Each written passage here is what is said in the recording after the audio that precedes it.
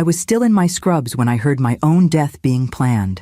18 hours into my birthday, my 70th birthday, and my uniform smelled of antiseptic and suffering.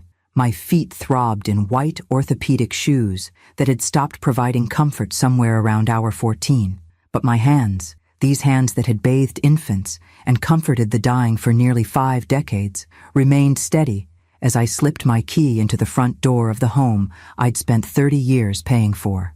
The house was dark except for the porch light. No surprise. No one had remembered what today was anyway. I set my nursing bag down quietly, not wanting to wake Camille or Vincent. My daughter and son-in-law had moved in with me temporarily 5 years ago.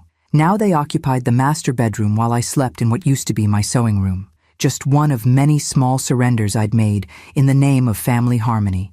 The kitchen beckoned. I needed water, perhaps tea, before I could sleep. As I approached, voices drifted through the partially open window facing the back patio. Camille and Vincent were outside, the ember of his cigarette glowing in the darkness. "We can't keep living like this," Vincent was saying, his voice carrying clearly in the night air. "Your mother is slowing down. She'll need more care soon, not less." I froze, glass halfway to the tap. "I know," Camille sighed. "But what can we do? We've discussed this. She has to go to a facility. The house is worth at least 4 times what she paid for it. We sell it, find her somewhere affordable to live out her years, and finally start living our own lives." The water overflowed in my forgotten glass, cold against my fingers. I couldn't move, couldn't breathe. "Mom would never agree to that," Camille protested, though her tone lacked conviction. "She doesn't have to love the idea, but she's 70 now. Today, actually. It's the perfect time to start the conversation about her future care needs." Even in the darkness, I could imagine Vincent's condescending air quotes. "I've already looked into places. Golden Sunset has basic rooms for under $3,000 a month." "That cheap?" My daughter sounded interested now. "It's not fancy, but it's clean. Besides, she doesn't need fancy. She just needs somewhere to be looked after while we finally get ahead." My own child, discussing warehousing me like unwanted furniture. The daughter I had worked 2 jobs to support after her father left us. The girl whose college tuition I'd paid by taking night shifts at the hospital, coming home at dawn to make her breakfast before my day job began. "I guess you're right," Camille continued. "She's worked her whole life. Maybe she'd actually appreciate the rest." "So it's settled," Vincent said. "Tomorrow we start talking about selling this place. I've already spoken with a realtor friend. He thinks we could list by next month." "What if she argues?" Vincent laughed, a sound I'd grown to dread over the years. "She won't. Your mother never stands up for herself. It's not in her nature." I backed away silently, still clutching my overflowing glass. Water dripped onto the tile floor, but I couldn't bring myself to care. For the first time in my adult life, I felt something dangerous stirring in my chest. Not sadness or resignation, but pure, clarifying anger. In my bedroom, I set down the glass and removed my phone from my purse. My hands, which had remained steady through countless medical emergencies, now trembled slightly as I opened my banking app. First, I revoked all authorized access privileges from both Camille and Vincent's profiles. Next, I changed my password and security questions. Finally, I transferred $27,000, the remainder of my life savings minus 1 month's living expenses, from my primary account to a secondary account I'd opened in secret 3 years ago at a different bank. I had created that account after the first time I'd overheard Vincent discussing Mom's money as if it were a shared resource. At the time, I told myself it was just an emergency precaution. Now I thanked my younger self for her foresight. When I finished, I sat motionless on the edge of my bed, my mind curiously calm despite the betrayal still echoing in my ears. For decades, I had defined myself by my sacrifices, for my patience, for Camille, for everyone except myself. Tonight, something had broken, or perhaps something had finally been set free. I opened my nightstand drawer and removed a faded blue folder. Inside were the remnants of another life, one I had almost lived. College acceptance letters from decades ago. A brochure for a study abroad program in Florence, yellowed with age. A letter offering me a scholarship to complete my literature degree, received the same week I'd discovered I was pregnant with Camille. Dreams deferred, then eventually forgotten. Next to these mementos lay a beautiful leather journal, a gift from Darlene, the night nurse who had relieved me after my double shift. For all those stories you tell about Italy, she had said. You're always saying you'll visit someday. Maybe you can plan your trip in there. The only birthday gift I'd received today, from a colleague rather than my own flesh and blood. I touched the embossed leather, tracing my initials with a fingertip. How many times had I mentioned my ancestors from Tuscany? How many times had I promised myself someday? A curious lightness settled over me as I reached a decision. Not impulsive, no. This feeling was something else entirely. It was the calm certainty of someone who had finally acknowledged a truth long buried. I owed myself a life. And Vincent was wrong about one crucial thing. It wasn't in my nature to stand up for myself, until now. I placed the folder and journal on my bedside table and prepared for bed with my usual methodical routine. I would not give Camille and Vincent the satisfaction of seeing my distress. Instead, I would sleep, and tomorrow, I would act. As I drifted toward sleep, I found myself wondering, what would they do when they realized their safety net, their ATM, their convenient housekeeper had disappeared? What would happen when they discovered that the woman they thought they knew so well had finally decided to become someone else entirely? For the first time in years, I fell asleep with a smile on my face. I woke before my alarm, my mind unusually clear for 5:30 a.m.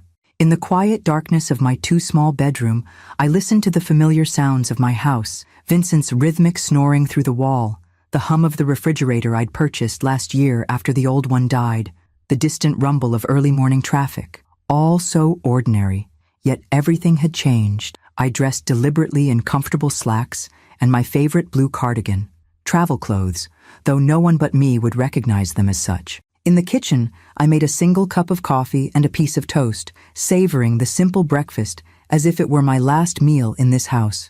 Perhaps it was. By 6:15, I had washed my dishes and returned to my bedroom, locking the door behind me. A small act of defiance in a house where my privacy had long been an afterthought. From the back of my closet, I retrieved a small suitcase purchased 6 months ago during a rare shopping trip for myself. Vincent had questioned the expense at the time. "Planning a vacation we don't know about, Judith?" he'd asked with that tight smile that never reached his eyes. "Just replacing my old luggage," I had replied. The zipper broke on my last overnight shift at the Hendersons. Another small rebellion. The suitcase had cost $89, money I could have given to Camille for her perpetually overdrawn checking account. Now, I packed with the efficiency of someone who had spent a lifetime traveling light. 3 changes of clothes, essential toiletries, comfortable walking shoes, my medications, and important documents. Passport, renewed last year, another questioned expense, birth certificate, social security card, and healthcare directives. I added Darlene's leather journal, a photograph of Camille as a child, and my mother's cameo brooch. The rest could stay. They were just things, and I had finally realized that things had been weighing me down. From my sock drawer, I retrieved an envelope containing $3,000 in cash, tips saved from my private nursing jobs over 2 years, money neither Camille nor Vincent knew existed. I tucked this into an inner pocket of my cardigan, along with my credit card and driver's license. As I zipped the suitcase closed, I caught sight of myself in the mirror. A 70-year-old woman with silver hair cut in a practical bob, lines etched around her eyes and mouth, wearing sensible clothes and practical shoes. I hardly recognized the spark in those eyes, the determined set of those lips. Who was this woman preparing to walk away from everything familiar? I was about to find out. In the kitchen, I wrote a brief note on my personal stationery. "I've decided to live my own life. Don't worry about me. The mortgage is paid through next month. Judith." I propped this against the coffee maker where they would be sure to find it. No apologies, no explanations. They deserved neither. The Uber I had scheduled arrived precisely at 7 a.m. I slipped out the front door, locking it behind me with a quiet click. The driver, a woman perhaps 20 years my junior with salt and pepper hair, helped me place my suitcase in the trunk. "Airport, right?" she confirmed, checking her phone. "Yes, please. International departures." As we pulled away from the curb, I didn't look back at the house. Instead, I watched the neighborhood pass by, the elm trees I'd seen grow from saplings, the park where I'd pushed Camille on the swings, the corner store where I still bought the Sunday paper. Familiar landmarks of a life that, as of this morning, I was leaving behind. "Special trip?" the driver asked conversationally as we merged onto the highway. "Very special," I replied, surprising myself with the emotion in my voice. I'm doing something I should have done a long time ago. Good for you, she said, meeting my eyes briefly in the rearview mirror. It's never too late, you know. No, I agreed, a smile lifting the corners of my mouth. I'm finally beginning to understand that. We rode in companionable silence after that, the morning sun gradually illuminating the skyline of the city where I'd spent my entire adult life. Had it always been so beautiful, with its mixture of historic buildings and gleaming glass towers? Had I ever really looked? At the airport, I moved with purpose through the bustling terminal. The ticket counter for international airlines loomed ahead, its sign a beacon guiding me toward a decision that, just 24 hours ago, would have seemed unthinkable. I joined the line, my small suitcase beside me, passport in hand. Around me, travelers rushed in all directions, families corralling excited children, business people staring at phones, couples leaning into each other with the easy intimacy of shared adventures. For the first time in decades, I was answerable to no one but myself. The realization was both terrifying and exhilarating. Next, please, called the ticket agent, a young man with a crisp uniform and professional smile. I stepped forward, placing my passport on the counter with steady hands. One ticket to Rome, please. One way. His fingers moved efficiently across the keyboard. Any particular area of Rome you're interested in? I can recommend some hotels if you haven't booked accommodation yet. Actually, I said, the words feeling like a declaration of independence, I'm planning to travel to Tuscany after a few days in Rome. My grandfather came from a small village near Florence. Returning to your roots? He nodded approvingly. That's wonderful. We have a flight departing at 10:45 a.m. with one stopover in London. Would that work for you? Perfect, I replied, handing over my credit card, the one Vincent didn't know about, linked to my secret account. As the agent processed my ticket, I checked my phone one last time. No messages, no calls. They were still sleeping, unaware that their carefully laid plans were crumbling as I stood here. By the time they discovered my note, I would be somewhere over the Atlantic. By the time they figured out what had happened to their access to my accounts, I would be walking the streets of Rome. The thought made me smile. Here you are, Ms. Blackwood, the agent said, handing me my boarding pass and passport. Gate 32B. Boarding begins in 90 minutes. I thanked him and made my way toward security, each step carrying me further from the woman I had been and closer to the woman I might become. Behind me, 70 years of sacrifice and service. Ahead, the unknown, terrifying and magnificent in equal measure. I was ready. Judith has taken her first bold step toward freedom. Where will her journey take her, and how will Camille and Vincent react when they discover she's flown across the ocean? Subscribe now to follow this 70-year-old woman's unexpected adventure as she finally decides to put herself first. The plane tilted skyward, pressing me back against my seat as we ascended through clouds into clear blue emptiness. Below us, the sprawling cityscape where I had spent 7 decades grew smaller until it resembled nothing more than an architect's model. First time flying internationally? Asked the woman beside me, a stylish, silver-haired traveler, perhaps 5 years my junior. First time flying in 23 years, I admitted, and my first time crossing an ocean. She looked surprised. Really? At our age, most people have either been traveling for years or have decided they never will. I decided a long time ago that I would. I just postponed it. Well, she said, extending her hand, I'm Margaret, 4-time visitor to Italy and self-proclaimed expert on which gelato shops to avoid. I shook her hand, appreciating her direct manner. Judith, first-time fugitive from family expectations. The words slipped out before I could censor them. Margaret's eyes widened, then crinkled with delight. Now that sounds like a story worth hearing. Perhaps it was the strange intimacy that develops between strangers on long flights, or perhaps it was simply the liberating knowledge that I was literally above my old life. But I found myself telling Margaret everything. The years of sacrifice, Camille and Vincent's exploitation, the overheard conversation about the nursing home, my abrupt departure. Good for you, she said when I finished, raising her plastic cup of wine in a toast. I left my husband of 38 years after he retired and announced he'd allow me to maintain his schedule of golf games and social obligations now that I'd be home full-time, as if I'd spent decades building my own career just to become his social secretary. We laughed together, the sound startling me with its unfamiliarity. When had I last laughed like this? Genuinely, without restraint? "So, what's your plan in Italy?" Margaret asked. "Besides escaping the ungrateful wretches?" I hesitated. "I haven't thought much beyond arriving. My grandfather came from a village near Florence.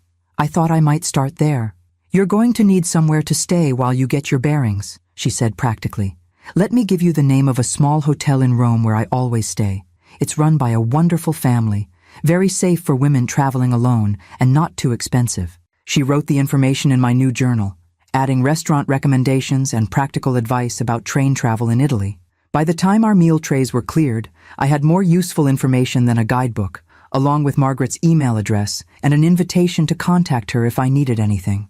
"Women our age need to stick together," she said firmly, "especially women bold enough to start new chapters." When we landed in London for our connection, Margaret helped me navigate the sprawling airport to our gate for Rome. As we waited to board the second flight, I checked my phone, switching it from airplane mode for the first time since departure. 17 missed calls, 23 text messages, 5 voicemails. They had discovered my absence. The first text, time-stamped 10:22 a.m. "Mom, where are you? Tried calling work, but they said you're not scheduled today." The second, 11:07 a.m. "Found your note. What does this mean? Call me ASAP." The messages grew increasingly frantic after that. "Mom, please call. We're worried. Vincent tried to transfer money for bills, but says the account is blocked. Is something wrong with the bank? This isn't funny.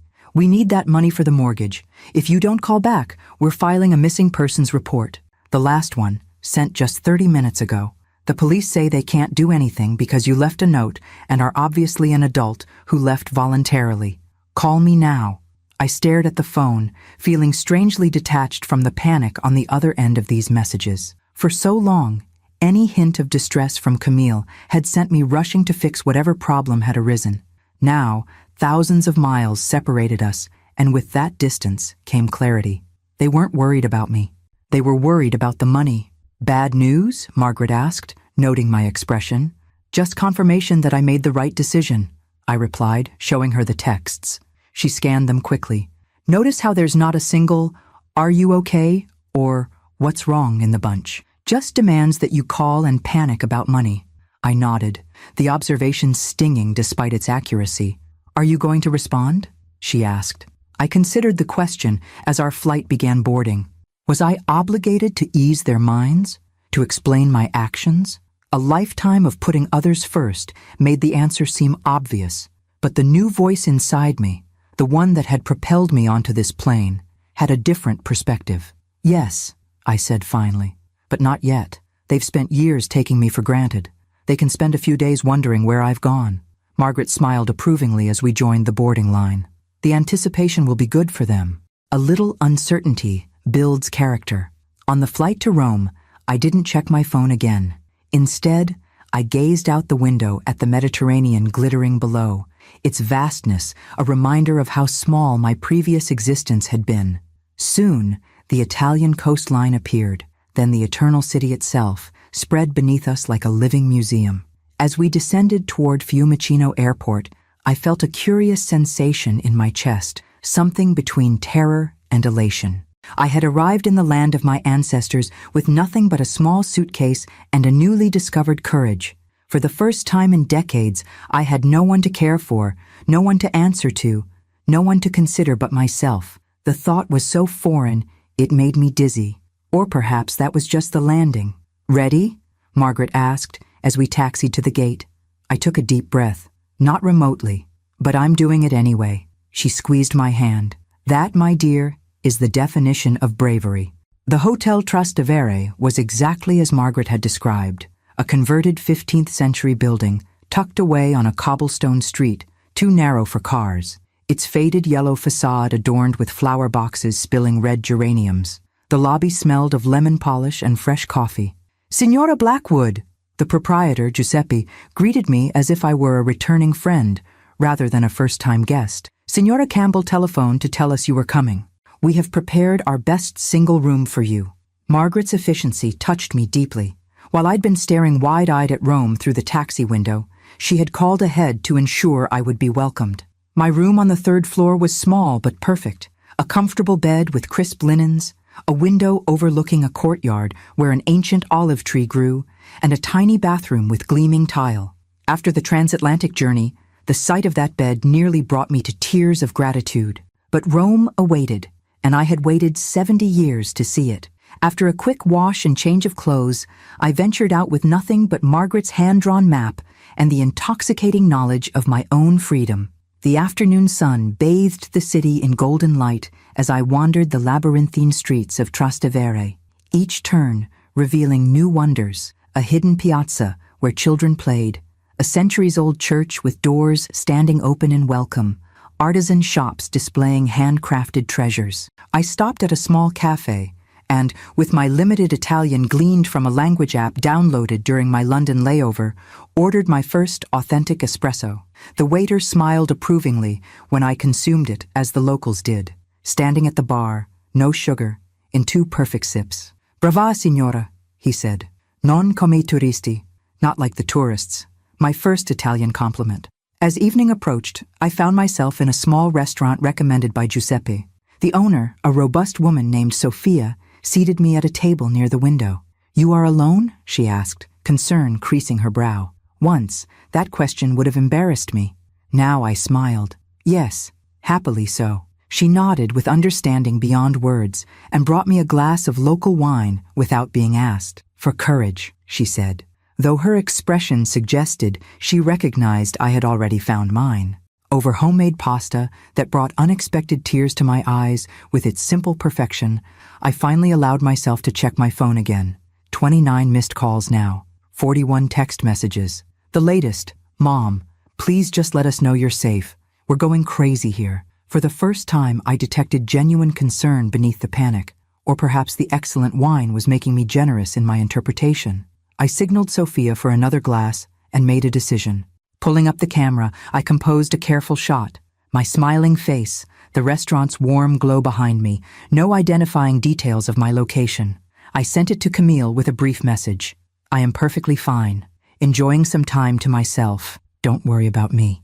Within seconds, my phone exploded with incoming calls. I declined them all and turned the ringer off. They knew I was alive and well. That was enough for now. Sophia returned with my wine. "Problem?" she asked, nodding toward my phone vibrating madly on the table. "No," I replied, turning it face down. "Just family discovering I am not who they thought I was." She laughed, a rich, knowing sound. "Ah, signora, that is the best surprise we can give them, no? To become ourselves at last." After dinner, I strolled back to the hotel through streets now softly lit by old-fashioned lamps, the ancient stones beneath my feet worn smooth by countless travelers over centuries. For the first time since I could remember, I walked without hurry, without destination, without obligation. My phone continued its silent vibration in my pocket. I ignored it, focusing instead on the warm night air, the distant sound of music drifting from an open window, the sheer miracle of being here, now at 70 years old, finally living the life I had deferred for so long. In my room, I prepared for bed with the strange luxury of having no one to care for but myself. No medications to organize for others, no lunches to pack for tomorrow, no alarm to set for someone else's schedule. Before sleep claimed me, I opened Darlene's journal and made my first entry. Today, I became a woman who walks away. A woman who sits alone in restaurants without apology. A woman who sends postcards rather than explanations. Rome is everything I imagined and nothing I expected. Tomorrow, I will see the Colosseum, touch stones that have witnessed millennia, and remember that it is never too late to begin. Morning arrived with golden light streaming through my window and the distant melody of church bells. I dressed with care in the lightweight dress I had packed, one of the few purely frivolous purchases I'd made for myself in recent years, saved for someday. Someday had arrived. Breakfast in the hotel's small courtyard consisted of strong coffee, fresh pastry, and the delicious absence of anyone asking me to get them something while I was up. The elderly couple at the next table nodded good morning, the woman admiring my dress with a murmured compliment that made me stand a little straighter. "What are your plans today, Signora Blackwood?" Giuseppe asked as he refilled my coffee cup. "The Colosseum," I replied, "and then wherever my feet take me." He approved of this approach. Rome rewards the wanderer. Let the city guide you. My phone had accumulated more messages overnight. I scrolled through them quickly over my second coffee. Most were variations on the same themes: confusion, anger, concern tinged with growing frustration. But one from Camille caught my attention. "Mom, where are you getting money? Vincent says all the accounts are locked and your pension check was deposited yesterday, but he can't access it. We can't pay the mortgage without it." So that was still their primary concern. Not my whereabouts, not my well-being, but access to my funds. I put the phone away without responding and set out into the Roman morning, following Giuseppe's simple directions to the ancient heart of the city. As I rounded a corner and the Colosseum suddenly appeared before me, massive, impossibly old, somehow both exactly as I'd seen in photographs and entirely different in person, I felt something shift inside me. I had spent my life caring for others, my patients, my daughter, my son-in-law, always putting their needs first, always sacrificing my own dreams for someone else's comfort or convenience. And what had it gotten me? A plan to warehouse me in a budget nursing home while they sold my house out from under me. Standing before this monument that had survived millennia, my own lifespan seemed simultaneously insignificant and precious. I had perhaps 15, maybe 20 good years left. How would I spend them? Not in golden sunset assisted living, that much was certain. I purchased a ticket and spent the morning exploring the ancient arena, listening to the audio guide's descriptions of gladiatorial contests and public spectacles. Surrounded by tourists half my age, I climbed stairs that had witnessed the fall of empires, touched stone worn smooth by countless hands across centuries, and felt more alive than I had in decades. By afternoon, as I sat on a bench in the Roman Forum, my phone vibrated with a new message. This one was different, from a number I didn't recognize. "Mrs. Blackwood, this is Officer Rivera with Metro Police. Your daughter has filed a missing persons report despite our initial assessment. Please contact either her or our department to confirm your status. This is for your own protection." I stared at the message, irritation warring with understanding. Of course they would escalate when their financial access remained blocked, but involving the police seemed extreme, unless they truly were concerned about my well-being. After a moment's consideration, I composed a reply to the officer. "Officer Rivera, I am Judith Blackwood. I am 70 years old, of sound mind and traveling voluntarily. I have chosen to take a vacation without informing my daughter of my specific whereabouts because I need time alone. I am safe and well. Please consider this formal confirmation of my status. I will contact my daughter when I am ready." I added a photo of myself holding today's newspaper with the date clearly visible, then sent it.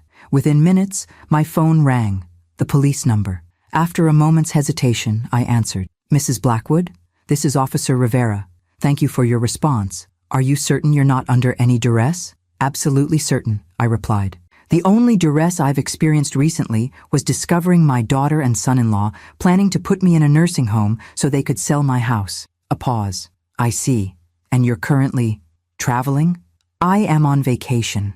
A long overdue vacation that I am enjoying immensely." "Understood." His tone softened slightly. "For what it's worth, Mrs. Blackwood, I told your daughter this appeared to be a case of an adult making their own choices, not a missing person. But she was quite insistent." "I imagine she was," I replied dryly. "Will this message satisfy the department's requirements?" "Yes, ma'am. You're clearly not missing, just taking some well-deserved time." After ending the call, I sat in the ancient forum, surrounded by the ruins of what was once the center of the known world, and laughed until tears came to my eyes. 70 years old, and I had finally become a rebel. After 3 glorious days in Rome, days filled with ancient wonders, unexpected discoveries, and the intoxicating freedom of answering to no one, I boarded a train bound for Florence. The Italian countryside unfurled beyond my window like a Renaissance painting, rolling hills dotted with cypress trees, vineyards arranged in precise rows, occasional villages clustered around church steeples. I had purchased a first-class ticket, another small extravagance that would have been unthinkable in my previous life. The comfortable seat, the complimentary espresso, the attentive service, all reminded me that I was no longer the woman who denied herself every comfort to provide for others. My destination lay beyond Florence, in a small hilltop village called Monteverde. According to the fragile documents I had inherited from my mother, this was where my grandfather, Antonio Castiglione, had been born before emigrating to America in 1913. I had booked 3 nights at the village's only inn, unsure what I would find, but drawn by the invisible thread of ancestry. The train arrived in Florence by early afternoon. Rather than rushing to make my connection, I decided to spend a few hours exploring the city that had featured so prominently in my abandoned college studies. I stored my suitcase at the station and ventured into the cradle of the Renaissance with nothing but my small purse and boundless curiosity. The Duomo took my breath away, its massive dome dominating the skyline just as it had for centuries. I wandered through the Piazza della Signoria, gazing up at statues that had witnessed the rise and fall of the Medicis. In a small cafe near the Ponte Vecchio, I savored a perfect cappuccino and watched the eternal parade of humanity across the ancient bridge. Had my life taken a different turn, had I accepted that scholarship, completed my literature degree, pursued the academic career I'd once dreamed of, I might have visited these places decades ago. I might have brought students here, pointing out historical details, discussing Dante and Machiavelli against the backdrop of their city. But regret was a luxury I could no longer afford. At 70, looking backward served no purpose except to steal joy from the present. My phone, which had been blessedly quiet since my conversation with Officer Rivera, vibrated with an incoming message. Not Camille this time, but my supervisor from the home care agency. "Judith, hope you're enjoying your much-deserved time off. Your patients are asking when you'll return. No pressure, just planning schedules. Take care." The message was a gentle reminder of the life I had left behind, the patients who depended on me, the responsibilities I had always faithfully fulfilled. For a moment, guilt threatened to cloud my perfect Florentine afternoon. Then I remembered Vincent's words. She has to go to a facility. The house is worth at least 4 times what she paid for it. I typed a quick reply. "Taking extended leave for personal reasons. Will contact you when I return. Thank you for checking in." Then I put the phone away and continued my exploration, refusing to let obligations from across an ocean intrude on this hard-won freedom. By late afternoon, I boarded a regional train to Monteverde. As we left Florence behind, the landscape became increasingly rural, the stations smaller and farther between. Few tourists seemed to be making this journey. My fellow passengers were mostly locals returning from work or shopping in the city. The final leg required a transfer to a bus that wound its way up hillsides covered with olive groves. When we finally reached Monteverde, the sun was beginning its descent, bathing the stone buildings in golden light. The village was smaller than I had imagined, a cluster of weathered stone structures surrounding a central piazza, a church with a modest bell tower, narrow streets barely wide enough for a single car. It looked like a place where time moved differently, where modern life had made accommodations rather than transformations. The Locanda del Sole, my lodging for the next 3 nights, occupied a 3-story building on the piazza.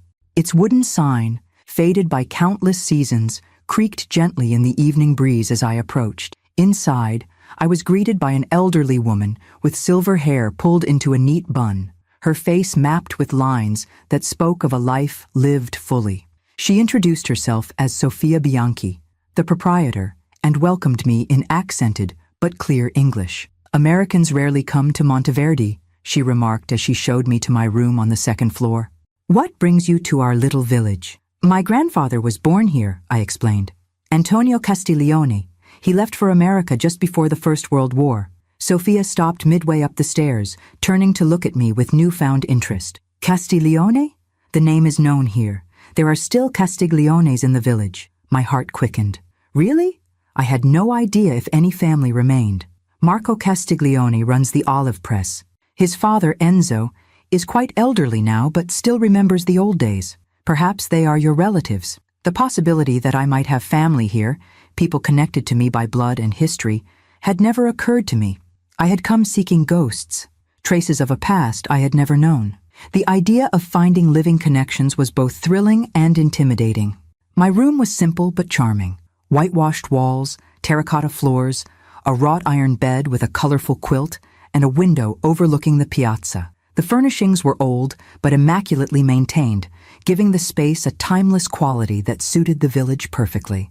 After freshening up, I returned downstairs to the inn's small dining room. Only 3 tables were occupied, an elderly couple speaking in rapid Italian, a solitary man reading a newspaper, and a family of 4 enjoying what appeared to be a special occasion meal. Sophia, who seemed to serve as both proprietor and waitress, brought me a glass of local wine without being asked. "To welcome you home," she said, with a smile that transformed her serious face. Home. The word resonated strangely. Was this village, which I had never seen before today, more home than the house where I had spent the last 30 years? The house that Camille and Vincent had planned to sell out from under me? Perhaps home wasn't a place at all, but a feeling of belonging, to oneself, to one's own story. As I sipped the wine, robust, earthy, nothing like the occasional glass I allowed myself back in America, I felt the weight of the journey in my bones. Not just today's travels, but the lifetime of deferred dreams that had led me here.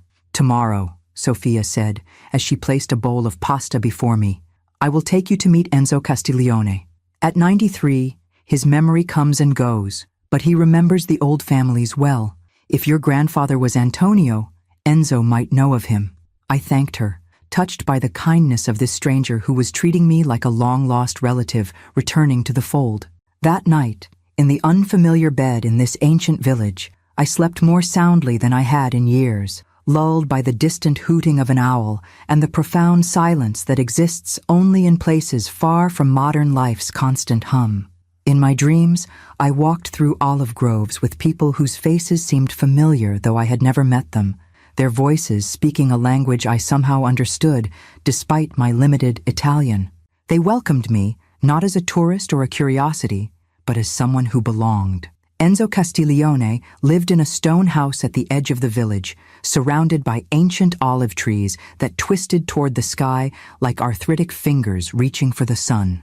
Sophia walked me there after breakfast, setting a deliberate pace that accommodated both her arthritis and my tourist's tendency to stop and absorb every detail of the village. "Enzo lives with his grandson Marco and Marco's wife Lucia," Sophia explained as we passed the village's small church. "They care for him and the olive groves that have been in the family for generations." The morning air carried the scent of rosemary and thyme from garden plots tucked between houses. Laundry flapped on lines strung across narrow alleys, and old men gathered in the square, playing cards and passing judgment on the world with the authority that comes from having seen it change for nearly a century.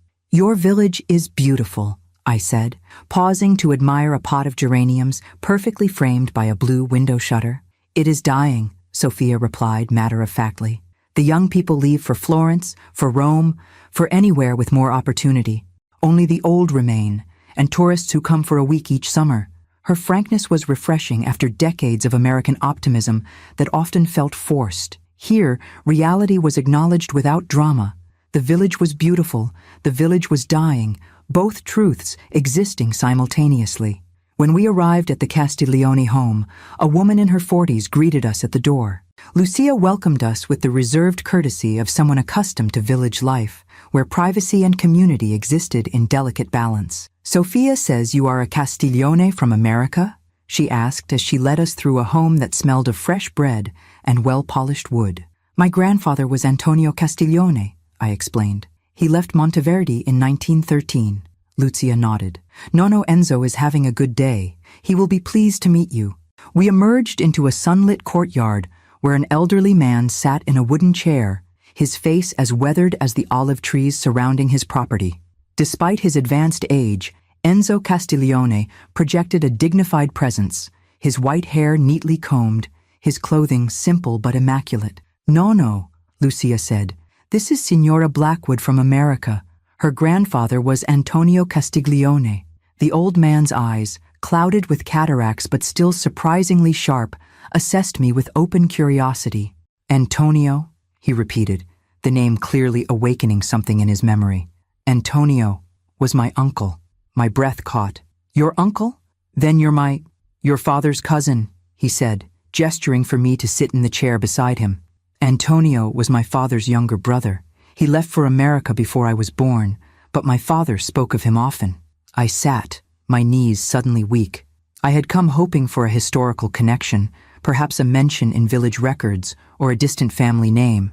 I hadn't expected to find a living relative who remembered my grandfather, even secondhand. Sophia and Lucia discreetly withdrew, leaving us alone in the courtyard. Enzo studied my face with the directness of the very old, who have outlived social pretenses. "You have the Castiglione eyes," he declared finally. "The color of amber in sunlight. My father had those eyes. Antonio, too, in the one photograph we had." From a pocket in his cardigan, he withdrew a small leather wallet, and from it, an ancient creased photograph. Two young men stood beside an olive press, their serious expressions typical of early photography when smiling was considered undignified. "My father, Giuseppe, and his brother Antonio," Enzo said, pointing to each figure. "Taken just before Antonio left for America." I stared at the image, transfixed. The younger of the two men, Antonio, my grandfather, looked startlingly like my father in his youth. The same high forehead, the same straight nose, the same determined set of the jaw. Through this faded photograph, I was seeing my own genetic heritage captured a century ago. "Why did he leave?" I asked, returning the precious photograph carefully. Enzo's gnarled hands closed around it with practiced care. "Why does anyone leave? For opportunity, for escape, for love." He shrugged. "The story changes with each telling. My father said Antonio fell in love with a girl from another village whose family disapproved. Others said he simply wanted more than Monteverde could offer." I nodded, thinking of the documents I'd inherited, the immigration papers, the naturalization certificate, the faded letters in Italian that no one in our family could read. So many questions I'd never thought to ask while my father was alive. "Did he ever write home?" I asked. "For a time. Then the war came, and many letters were lost. By the time I was old enough to understand such things, contact had been broken." Enzo's gaze drifted to the olive trees beyond the courtyard wall. "My father always hoped Antonio had found happiness in America." "He did," I said, though I knew so little of my grandfather's inner life. "He married, had 3 children. My father was the youngest. He worked as a stonemason and eventually owned a small construction company." Enzo nodded, satisfied. "He built things. Good. Castigliones have always been builders, of walls, of olive presses, of families." His rheumy eyes found mine again. "And you? Did you build a family in America?" The question, so direct and yet so fundamental, caught me off guard. "A small one," I admitted. "I had 1 daughter. My husband left when she was young." "And now you have come to find your roots," he observed. "Not as a young woman with life ahead, but as—" he hesitated, perhaps searching for a diplomatic way to reference my age. "As an old woman looking backward?" I suggested, smiling to show no offense was taken. Enzo shook his head firmly. "No, as a woman who has lived long enough to know what questions matter." His insight struck me deeply. I had indeed come to Italy with different questions than I would have brought as a young woman. Not who am I, but who were they? Not what will I become, but what has shaped me?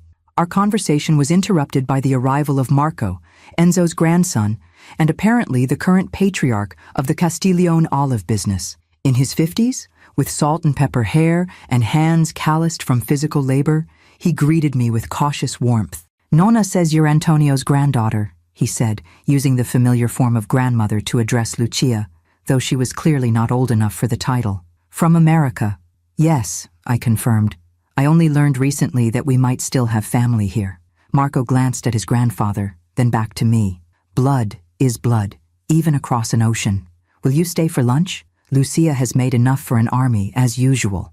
The invitation, simple as it was, represented a bridge across decades of separation.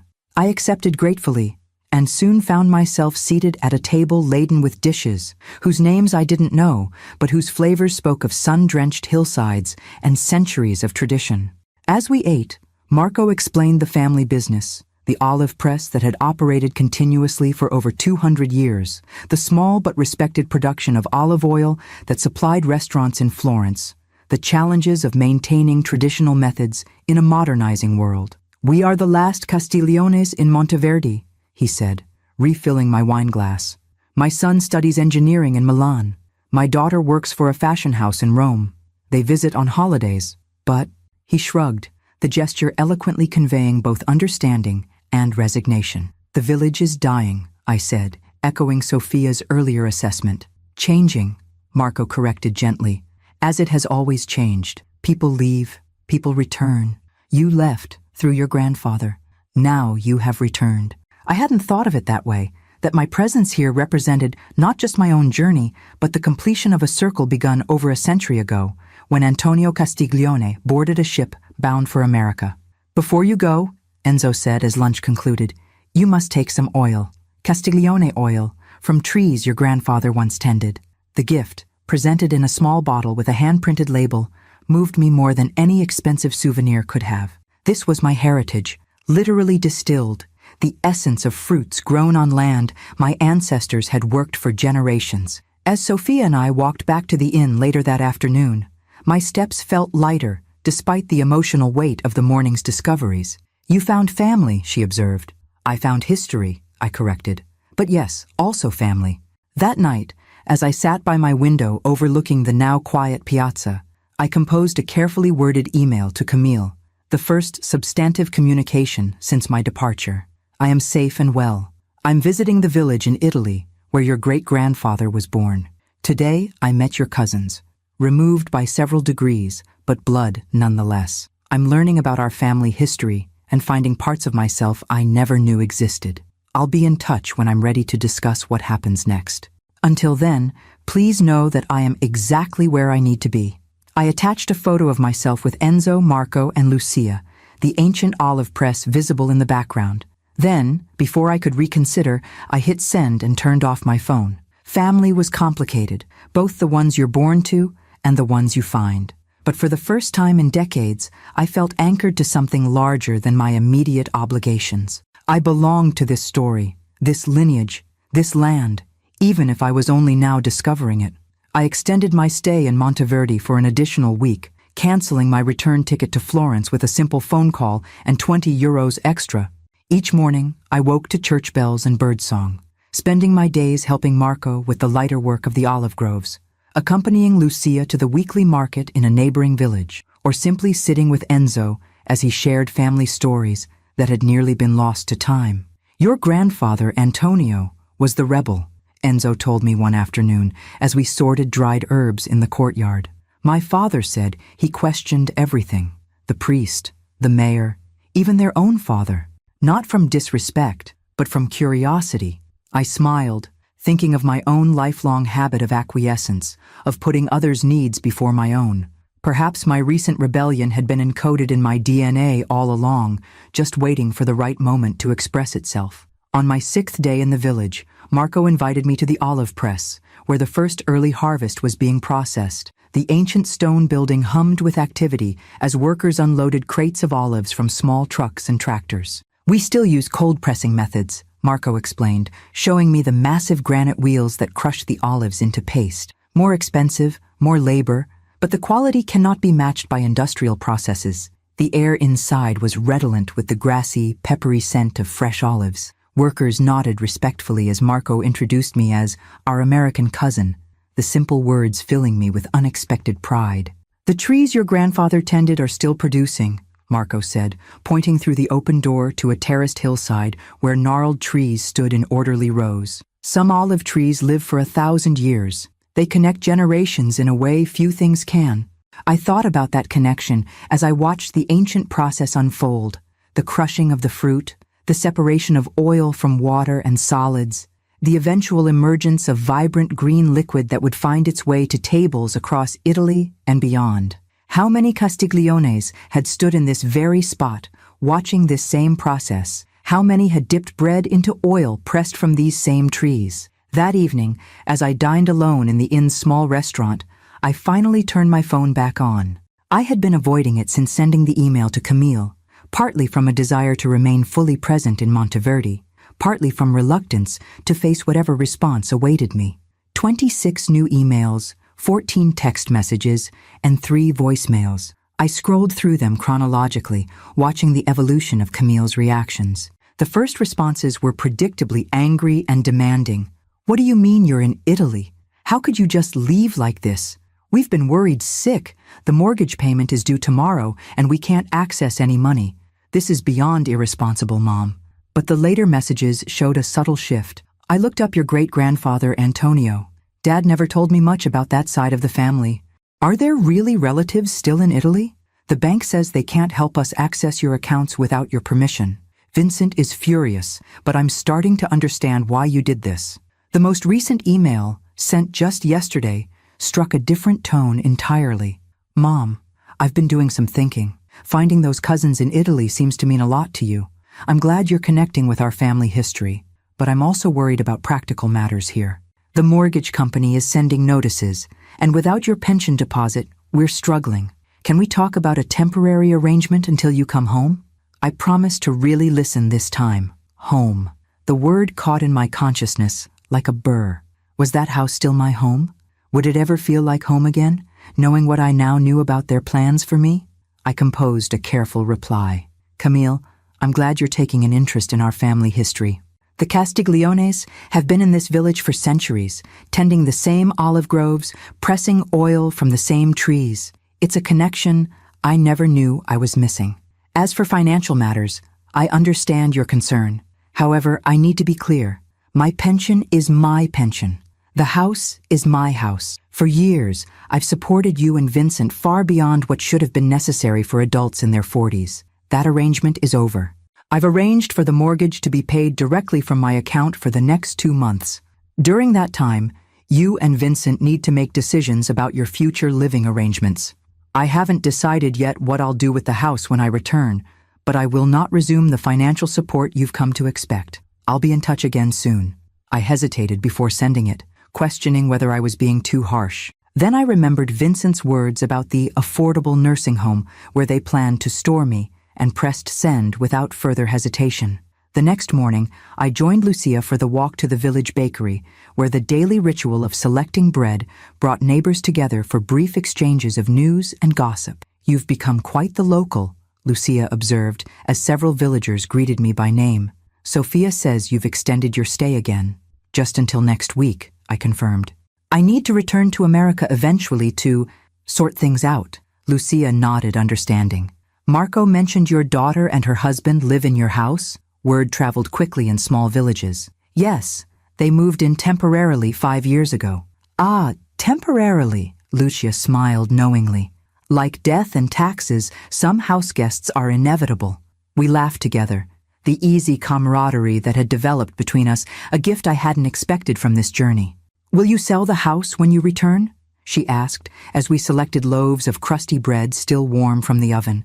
The question took me aback, not because it was inappropriate, but because it articulated the thought I'd been circling for days. I'm considering it, I admitted. It holds many memories, but also some recent pain. Lucia paid for our bread, waving away my attempt to contribute. Marco and I have been talking, she said, as we left the bakery. If you sold your American house, you could buy a small place here in Monteverde. Properties are inexpensive now, with so many young people leaving. The suggestion, casual, practical, yet somehow momentous, stopped me in my tracks. Live here? In Italy? Why not? You have family here now. The village could use new blood, even if it comes with— She gestured apologetically at my silver hair. Well-seasoned experience. I laughed at her diplomatic phrasing, but the idea had taken root instantly, sprouting possibilities I hadn't considered. Could I actually do it? Sell my house in America? Buy a small place in this ancient village? Split my time between 2 continents? It's just a thought, Lucia added, perhaps misinterpreting my silence as dismay, but Enzo would be pleased to have his American cousin nearby in his final years. The rest of our walk passed in contemplative silence, the fresh bread warm against my chest, the idea of a new life warming something deeper still. That afternoon, I found myself drawn to the village church, not from religious conviction, but from a desire for quiet contemplation. The simple stone interior, cool and dim, had witnessed generations of Castigliones marking births, marriages, and deaths. Had Antonio knelt at this altar before leaving for America? Had he lit candles for the family he left behind? Had he ever regretted his choice to leave? Or had America provided everything he sought? I wasn't seeking divine guidance so much as connection to the past, to myself, to possibilities I had never allowed myself to consider. As I sat in the hushed sanctuary, my phone vibrated in my pocket. I nearly ignored it, reluctant to break the contemplative mood, but some instinct prompted me to check. A text from Camille. "Mom, we need to talk. Vincent moved out today. Things are falling apart here, and I don't know what to do." I stared at Camille's message, the familiar pull of maternal obligation warring with my newfound independence. For decades, any hint of distress from my daughter had sent me rushing to solve whatever problem had arisen. It was the pattern that had defined our relationship, her needs, my solutions, her crises, my sacrifices. Vincent moving out was certainly a crisis, but was it my crisis to solve? I closed my eyes in the quiet church, centering myself in the present moment rather than reflexively responding. The cool stone beneath me had witnessed centuries of human dramas, wars, plagues, loves, losses. My family situation, while significant to me, was but a tiny ripple in that vast historical context. After several minutes of contemplation, I typed a careful response. "I'm sorry to hear that, Camille. What happened with Vincent?" Her reply came almost immediately. "He's been seeing someone else. For 2 years, Mom. Some woman from his office. He says he only stayed because of our financial situation. Now that you've cut us off, he says there's no point pretending anymore." The revelation didn't surprise me as much as it probably should have. There had always been something calculating in Vincent's demeanor, a sense that he measured relationships by their utility rather than their emotional value. "That must be very painful for you," I wrote. "Do you have someone there for support? A friend you can stay with? That's it? That's all you have to say? Mom, I need you to come home. I can't handle this alone." The old Judith would have been booking a flight already, abandoning her own needs to rush to her daughter's rescue. But that woman had disappeared somewhere over the Atlantic 2 weeks ago. "Camille, I understand you're hurting. Betrayal is painful, and endings are hard. But you're not alone. You have friends, colleagues, perhaps a therapist who could help you process this. I'm not coming home yet. I have commitments here that are important to me." I sent the message, then turned off my phone completely and sat in the church for another hour, absorbing the silence, allowing the gravity of my decision to settle within me. For perhaps the first time in our adult relationship, I had chosen not to rescue Camille. The realization was both terrifying and liberating. When I finally left the church, the setting sun cast long shadows across the village square. I walked slowly back to the inn, greeting the few locals still out and about. Sophia was arranging flowers on the small tables outside the entrance, preparing for the evening meal. "You look troubled," she observed, her directness one of the qualities I'd come to appreciate about Italians. "My daughter's husband has left her," I said simply. "She wants me to come home immediately." Sophia nodded, her expression sympathetic, but not particularly surprised. "And will you go?" "No," I said, the word still feeling foreign on my tongue. "No, I won't." "Good." She handed me a small vase of fresh-cut flowers. "These are for your table. Dinner in 30 minutes. That night I slept poorly, my dreams filled with fragments of memory. Camille as a child, reaching for me with complete trust. Camille as a teenager, pulling away with the necessary rebellion of adolescence. Camille as a young woman, increasingly dependent despite her outward independence. Somewhere along the way, our relationship had calcified into an unhealthy pattern. My enabling, her expectation of rescue, both of us locked in roles that prevented genuine growth. By morning, I had reached a decision. After breakfast, I borrowed Sophia's ancient but functional computer and booked a flight, not back to America, but from Florence to London, where I would attend a 2-week literature course at Oxford I'd found online the previous evening. The summer program for mature students focused on Renaissance poetry, a passion I'd abandoned decades ago when practical considerations overwhelmed academic dreams. Only after securing this commitment to myself did I turn my phone back on and call Camille. She answered on the first ring, her voice raw from crying. "Mom, are you coming home?" "No, Camille, I'm not." A sharp intake of breath. "But Vincent's gone, and the mortgage is paid through next month, as I told you in my email. That gives you time to figure out your next steps. What am I supposed to do?" Her voice rose with indignation. "Sell the house? Move into some tiny apartment I can't afford?" "Those are options," I replied calmly. "Or you could get a roommate, or ask for a raise at work, or find a better-paying job. There are many possibilities that don't involve me abandoning my own life to rescue yours. Your life? She sounded genuinely bewildered. You're 70, Mom. What life? The casual cruelty of the question might have wounded me once. Now, it merely confirmed the righteousness of my decision. That, I said evenly, is exactly the attitude that led us here, Camille. The assumption that at 70, my only value is in what I can provide for others, that I have no right to my own dreams, my own adventures, my own choices. I didn't mean, yes, you did. And it's exactly what Vincent meant when he said I should go to a nursing home so you two could finally live your lives. Silence on the other end of the line. Then quietly, you heard that conversation. Every word. On my 70th birthday, after working an 18-hour shift to pay for your latest emergency. The confession hung between us, thousands of miles and decades of unspoken truths suddenly compressed into this single, crackling phone connection. Mom, we were just talking. We didn't really mean— Stop, I interrupted, my voice firm, but not unkind. No more lies, Camille. Not to me, and hopefully not to yourself. You and Vincent saw me as a resource to be used, then discarded when I became inconvenient. I understand that now, and I've accepted it, but I won't participate in it any longer. So you're just abandoning me when I need you most? I'm not abandoning you. I'm allowing you to stand on your own feet, perhaps for the first time. You're 43 years old, Camille. It's time.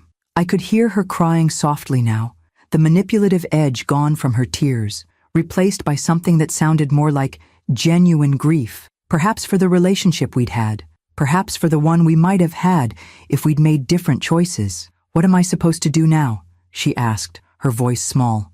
Whatever you decide, I replied. But you'll do it as an adult, making adult choices, facing adult consequences. I'll be returning to America eventually, and when I do, we can talk about rebuilding our relationship on healthier terms, but not until I've finished what I've started here. After we hung up, I sat on my bed in the small inn room, emotionally drained, but curiously peaceful. Through the open window came the sounds of village life, a woman calling to her child, a scooter puttering up the steep street, the distant clang of tools from Marco's olive press, life continuing, as it always did, through personal dramas and private revolutions. I picked up the journal Darlene had given me, now half filled with observations about Monteverdi, sketches of olive trees, notes on Castiglione family history, and reflections on my own transformation. On a fresh page I wrote, "Today I chose myself, not from selfishness, but from the recognition that serving others requires a self worth serving from. For too long, I've been an empty vessel, pouring from a well that was never replenished. Now I understand that my own fulfillment isn't contrary to loving others. It's essential to it. I don't know yet what shape my life will take when this journey ends. Perhaps I'll divide my time between continents, between the new family I've discovered here and the daughter with whom I hope to build a healthier relationship. Perhaps I'll sell the house and buy a small place in Monteverdi, as Lucia suggested. Perhaps I'll finally finish that literature degree. What I do know is that 70 isn't the end. It's barely the beginning of wisdom. The spires of Oxford rose like ancient sentinels against the gray English sky, so different from the sun-drenched hills of Tuscany, yet equally steeped in history. I wheeled my small suitcase through cobblestone streets that had witnessed 8 centuries of scholarly pursuit, feeling both intimidated and exhilarated. My 2-week literature course, Renaissance Poetry, from Petrarch to Milton, was housed in one of the university's oldest colleges. The program for mature students had attracted an eclectic group of participants, retired professors seeking intellectual stimulation, successful professionals pursuing long-deferred interests, and a few people like me embarking on late-life academic adventures. The accommodations were Spartan but comfortable. A single room in a dormitory, usually occupied by undergraduates, with a narrow bed, simple desk, and window overlooking a quadrangle where students had walked since the 1400s. After the warmth and familial atmosphere of Monteverdi, the formal, almost austere environment of Oxford required adjustment. Yet as I arranged my few belongings and prepared for the welcome reception, I felt a quickening of intellectual excitement I hadn't experienced in decades. Here, no one knew me as a mother, a nurse, a caretaker. Here, I was simply Judith Blackwood, student of literature. The course director, Professor Harrington, was a woman perhaps 15 years my junior, silver-haired, sharp-eyed, with the brisk manner of someone who had spent a lifetime commanding attention in lecture halls. "Welcome to Oxford," she announced to our group of 24 students gathered in a wood-paneled common room. "For the next 2 weeks, we will immerse ourselves in some of the most transformative poetry ever written. Leave behind your other identities, your daily concerns. Here, you are scholars, first and foremost." I glanced around at my fellow students, noting with relief that I wasn't the oldest person in the room. A distinguished-looking gentleman with a neatly trimmed white beard appeared to be well into his 80s, while several others seemed to be contemporaries of mine. After the reception, we were assigned to small discussion groups of 6 students each. Mine included Elaine, a retired high school teacher from Vancouver; Richard, a former diplomat from Australia; Sanjay, a cardiologist from Mumbai; Helen, a librarian from Edinburgh; and George, the white-bearded gentleman I'd noticed earlier, who introduced himself as a recovering corporate attorney from Boston. "What brings you to Oxford, Judith?" George asked as we found seats together at dinner in the college dining hall. "A very delayed pursuit of an interest I abandoned in my 20s, I replied, still finding it strange to tell my story to people who knew nothing of my past. "I was studying literature when life took a different turn." "Ah, the road's not taken," George nodded. "I spent 40 years helping corporations avoid taxes and negotiate mergers. All the while, the poetry I loved as an undergraduate gathered dust on my shelves." "Better late than never," contributed Elaine, raising her glass in a toast that we all joined. That night, as I prepared for bed in my austere room, I checked my phone for the first time since arriving in England. 2 emails from Camille. "Mom, I had a long talk with my therapist about our relationship patterns. She thinks we've developed an unhealthy codependency over the years. I'm starting to see that you might be right about needing to stand on my own feet." And then, sent just hours ago, "I found a roommate. My colleague Jennifer is going through a divorce and needs a place to stay. We're going to split the mortgage until you decide what you want to do with the house. It's temporary, but it feels like a step in the right direction." I read the messages twice, hardly believing their constructive tone. Was this the same daughter who had demanded I abandon my journey to solve her problems? The same woman who had asked what kind of life a 70-year-old could possibly have? Perhaps the shock of Vincent's departure had created space for genuine reflection. Or perhaps the reality of my continued absence had forced a reckoning with our unhealthy patterns. Whatever the cause, this glimpse of maturity and self-awareness was the most encouraging communication I'd had from Camille in years. I sent a brief, supportive reply. "I'm proud of you for taking these steps, Camille. The roommate arrangement sounds sensible, and I'm glad you're continuing with therapy. We'll figure out the house situation when I return. For now, I'm about to begin an intensive literature course at Oxford, something I've dreamed of doing since before you were born. I'll be in touch when it concludes." The following morning, our studies began in earnest. Professor Harrington's lectures were demanding, assuming a level of literary knowledge many of us had to scramble to recall or acquire. Our afternoons were spent in small group discussions, analyzing sonnets and pastoral elegies with an intensity that left my brain delightfully exhausted. To my surprise, I found myself participating actively, offering interpretations that occasionally drew approving nods from both Professor Harrington and my fellow students. The analytical skills I'd honed as a nurse, careful observation, pattern recognition, attention to subtle changes, transferred surprisingly well to literary analysis.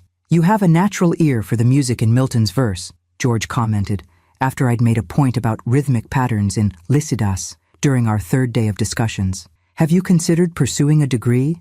Oxford has excellent programs for mature students." The question caught me off guard. A degree? At 70? The idea seemed simultaneously absurd and tantalizing. "I haven't thought that far ahead," I admitted.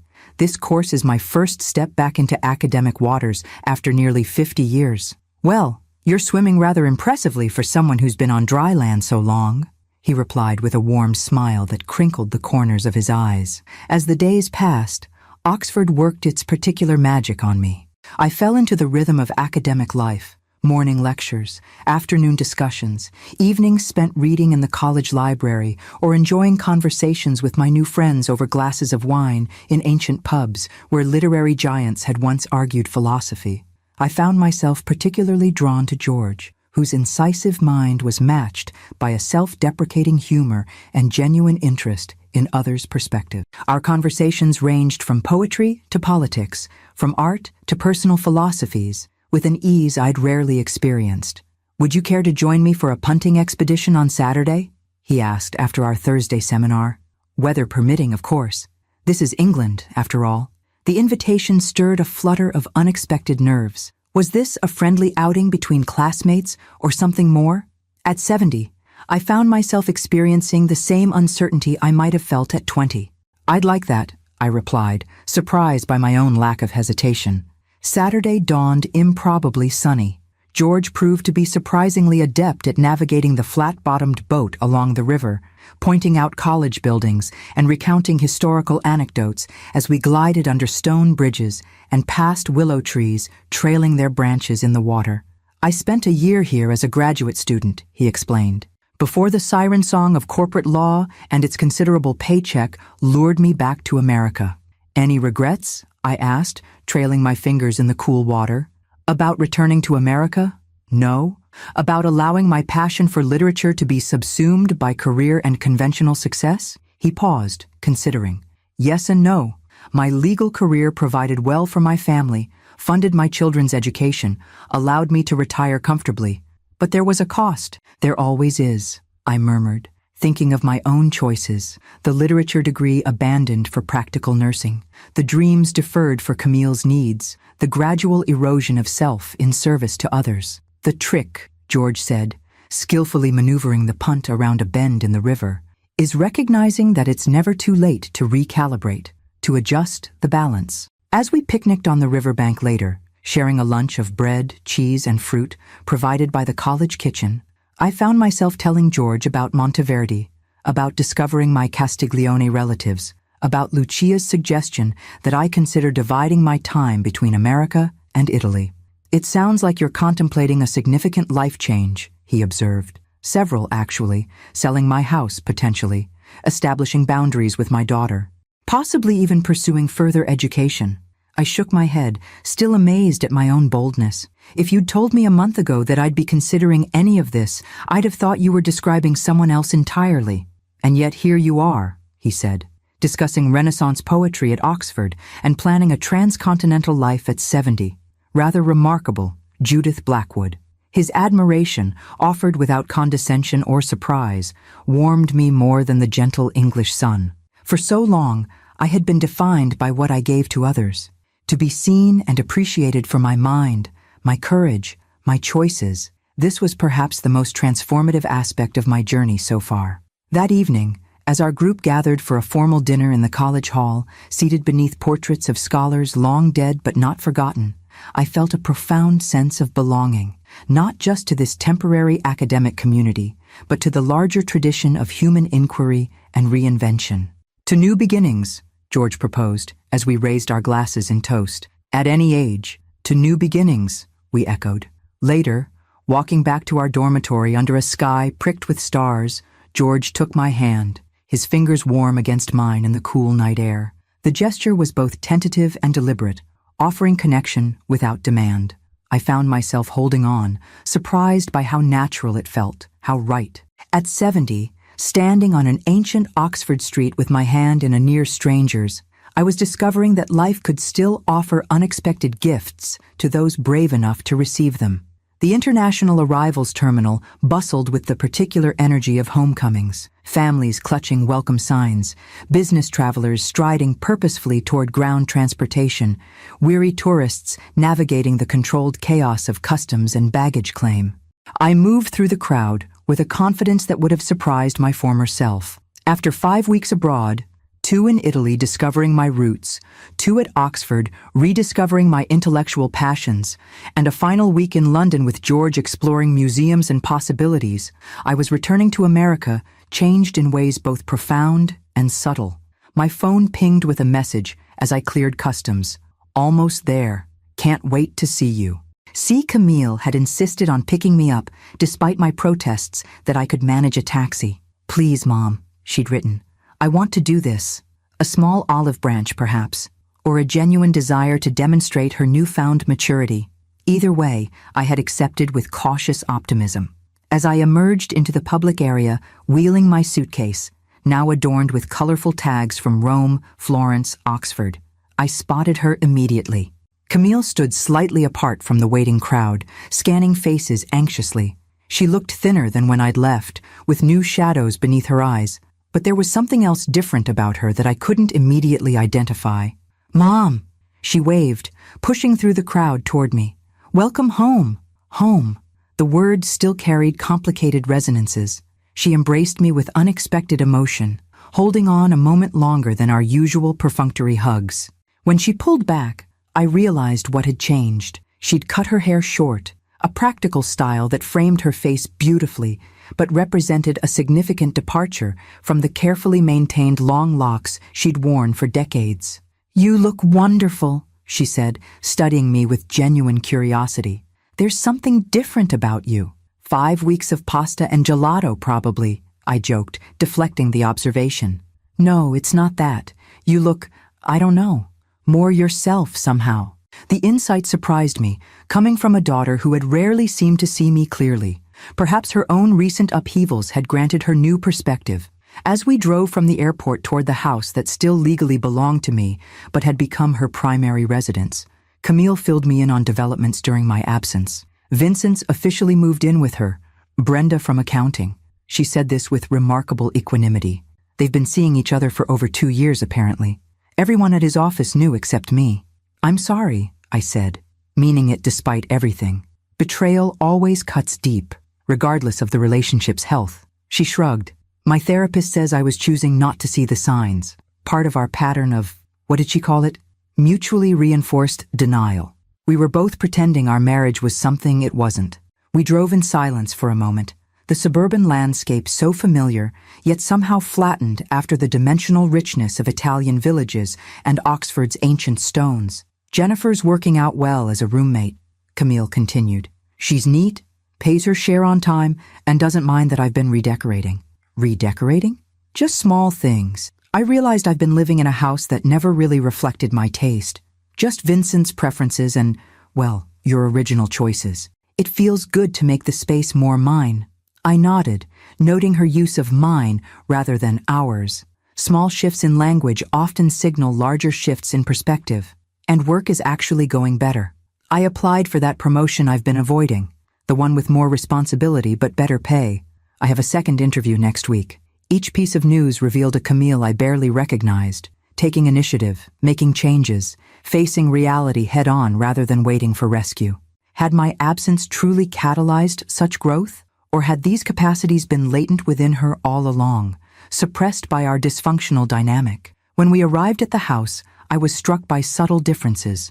New curtains in the living room, rearranged furniture, a collection of art books where Vincent's sports memorabilia had once dominated. Sunflowers brightened the kitchen table, and the pervasive scent of Vincent's expensive cologne had been replaced by a light, citrusy fragrance. "Jennifer's at her sister's this weekend," Camille explained, carrying my suitcase to what had once been my bedroom, but had apparently been restored to that purpose in my absence.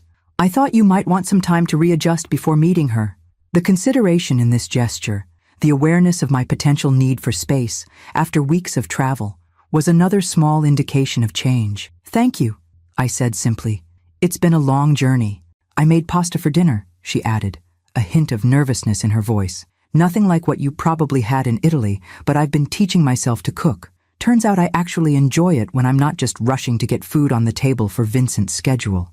Over dinner, a creditable attempt at pesto that showed genuine effort, if not Italian authenticity, Camille asked about my travels. To my surprise, her questions focused not on when I was planning to resume financial support or what I intended to do with the house, but on my experiences and discoveries. "Tell me about our Italian relatives," she requested, refilling my water glass with a natural thoughtfulness I couldn't recall seeing before. "Do I really have cousins there?" I described Enzo, Marco, and Lucia, explaining our family connection and sharing anecdotes about life in Monteverdi. Camille listened with what appeared to be genuine interest, asking follow-up questions about the olive business and the village's history. "And Oxford?" she prompted, when I finished the Italian chapter of my journey. What was that like? I told her about the course, the literature that had reawakened my intellectual passion, the friends I'd made. When I mentioned George, her eyebrows raised slightly, but she made no comment beyond asking what he had taught before retirement. It was the most natural conversation we'd had in years, perhaps ever as adults. No underlying tension about money, no subtle manipulation, no unstated expectations. Just two women sharing experiences across a kitchen table. After dinner, as we washed dishes together in companionable silence, Camille finally broached the subject I'd been expecting all evening. "I've been thinking about the house," she said, her voice carefully neutral. "I know it's yours, and you have every right to sell it if that's what you want." I waited, sensing she had more to say. "But I'd like to buy it from you if possible. Not right away. I'd need time to secure financing, especially with the divorce proceedings just starting. But Jennifer is interested in a long-term roommate arrangement, and with the promotion, well, it might be feasible." The proposal caught me by surprise. I had indeed been considering selling the house, perhaps using the proceeds to purchase a small place in Monteverdi, as Lucia had suggested, while maintaining a pied-à-terre in America for visits with Camille and continued exploration of my renewed academic interests. "You want to buy the house?" I repeated, wanting to be certain I understood. "If you're willing to consider it," she said. "I know I have no right to ask after everything. But this place has been home for the past 5 years, and I've realized recently how much that stability means to me." I studied my daughter's face, the new maturity in her expression, the absence of the entitled expectation I'd grown accustomed to seeing. This request wasn't a demand. It was a proposal between adults. "I'll think about it," I promised. "It's a possibility worth exploring." Later that evening, as I unpacked in what had once been my bedroom, but now felt more like a guest room, in what had once been my house, but now felt more like Camille's home, I realized we had come full circle in an unexpected way. 5 weeks ago, I had fled a house where I felt unwelcome, escaping the plans others had made for my future without consulting me. Now I had returned to find my daughter making her own plans while respecting my autonomy to make mine. Before sleep claimed me, I texted George, landed safely. Surprising but positive reception from Camille. Significant changes apparent. We'll call tomorrow with more details. Missing our London walks already. His reply came within minutes. Glad to hear about positive developments with Camille. London misses you too, as do I. Don't forget our discussion about possibilities. Some things shouldn't be deferred any longer than necessary. Sleep well, remarkable Judith. I smiled in the darkness, thinking of our final days in London, walking through the National Gallery, discussing art and literature, and the possibility of building something together, despite, or perhaps because of, our advanced ages and accumulated wisdom. "We're old enough to know what matters," he'd said as we stood before a Rembrandt self-portrait, the artist's aging face rendered with unflinching honesty and profound humanity, and young enough still to pursue it. As I drifted toward sleep in a bed that had once represented obligation, but now felt simply like a temporary resting place between adventures, I thought about the various futures opening before me.